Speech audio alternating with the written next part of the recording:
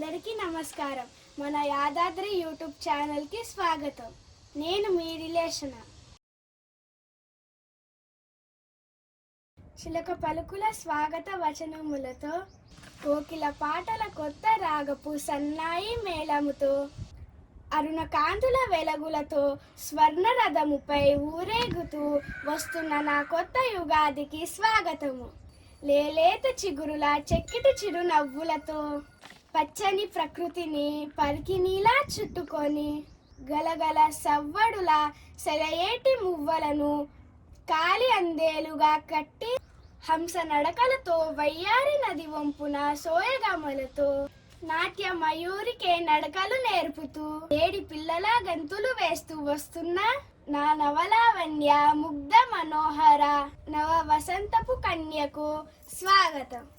చెరకు చెప్పిన తీపి కబురులతో, వేప చూసిన చేదు అనుభవ సారాన్ని చింత పులుపుతో కలిపి, పొగరెక్కిన వగరు మామిడి మాటలకు జీలకర్ర చూపే తన చేటి కర్ర రుచిని, ఈ 6 రుచుల అనుభవం నా ఈ కొత్త యుగారంభం. అందరికీ శ్రీ క్రోధినామ సంవత్సర యుగాది శుభాకాంక్షలు. ముందుగా ఈ యుగాది అంటే ఏమిటో తెలుసుకుందాం. యుగం అనగా ద్వయం లేదా జంట అని అర్థం. ఉత్తరాయణ దక్షిణాయన ద్వయ సంయుతం యుగం కాగా, ఆ యుగానికి ఆది యుగాదిగా మారింది. యుగాది శబ్దానికి ప్రతిరూపంగా ఉగాది రూపొందింది. ఉగాదిలో ఉగ అంటే నక్షత్ర గమనం. నక్షత్ర గమనానికి ఆది ఉగాది. ఉగాది అంటే అందరికీ గుర్తొచ్చేది తెలుగు వారి పండుగ. మన తెలుగు సంవత్సరం ఈ రోజు నుండే ప్రారంభం అవుతుంది కాబట్టి ఇది తెలుగు వారి పండుగగా గుర్తింపు తెచ్చుకుంది. చైత్ర శుద్ధ పాడ్యమి రోజున వచ్చే ఈ పర్వదినానికి ఎంతో ప్రాముఖ్యత ఉంది. చైత్రమాసం శుక్లపక్షం పాడ్యమి రోజున ఆ విధాత ఈ జగత్తుని ప్రారంభించారని నమ్ముతారు. దానికి ఒక కథ కలదు.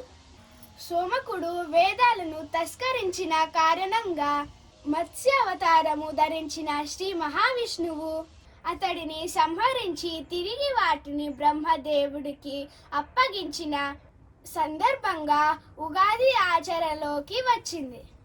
అలాగే చైత్రశుద్ధ పాడ్యమి రోజున సూర్యోదయ వేళల్లో బ్రహ్మదేవుడు ఈ సృష్టిని ప్రారంభించాడని అంటారు. శాలివాహనుడు పట్టాభిషక్తుడైన ఈ రోజుని ఉగాది అని అంటారు. ఉగాది రోజున ముఖ్యమైన వంటకం ఉగాది పచ్చడి.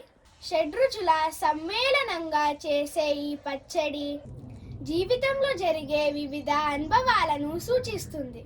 మన తెలుగు వారందరికీ ఇష్టమైన ఈ ఉగాదిని అందరూ సంతోషంగా జరుపుకొని సుఖ సంతోషాలతో ఉండాలని మనస్ఫూర్తిగా ఆ పరమేశ్వరుని ప్రార్థిస్తున్నాను. మరొక్కసారి అందరికీ ఉగాది శుభాకాంక్షలు.